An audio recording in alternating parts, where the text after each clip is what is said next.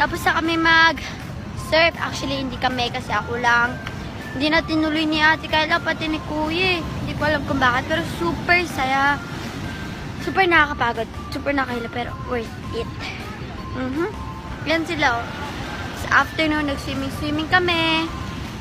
Si Mama tinry namin ipilit mag-swimming, pero di ako kinaya. Pero at least nabasahan siya.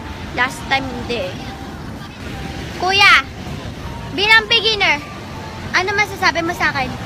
Bago mong beginner, mabilis matuto. Magaling ba? Siyempre. Oo. Tayo. Kasi serena ako, di ba, Kuya? Oo. Yan lang, Serenang